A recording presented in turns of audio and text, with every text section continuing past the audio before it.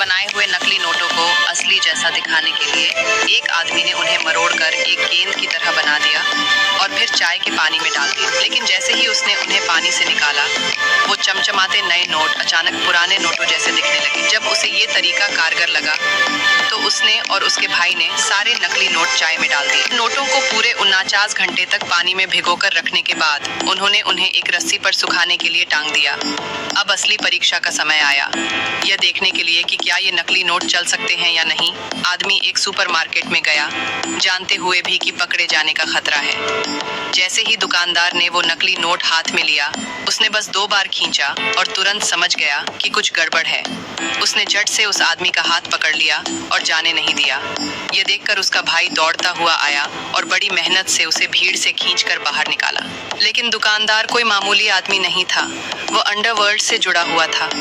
उसने तुरंत अपने आदमियों को आदेश दिया कि दोनों भाइयों को पकड़कर जेल, जिसे वह संतरे यानी ऑरेंज कहता था, में डाल दो। गनीमत रही कि दोनों भाई एक तंग गली में भाग गए और पीछा कर रहे लोगों को चकमा देकर बच निकले। उन्होंने कभी नहीं सोचा था कि इतनी मेहनत से बनाए गए नकली नोट इतनी आसानी से पकड़ में आ जाएंगे।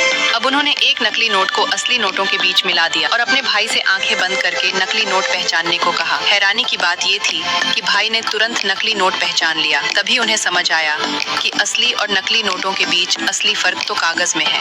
असली नोटों में कॉटन पल्प वाला कागज इस्तेमाल होता है, जबकि वे लोग लकड़ी के गूदे से बना कागज इस्तेमाल कर रहे थे। यही वजह थी कि छूते ही असली और नकली नोटों के बीच का फर्क साफ महसूस हो जाता था, न सिर्फ हाथों से बल्कि आवाज से भी।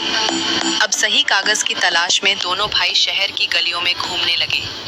अंत में उन्हें एक मैगजीन में ऐसा कागज मिला जो असली नोटों के कागज जैसा था। बड़े भाई ने उस कागज को ब्लीच करके सफेद किया और फिर उस पर असली नोट जैसा डिजाइन बनाना शुरू किया।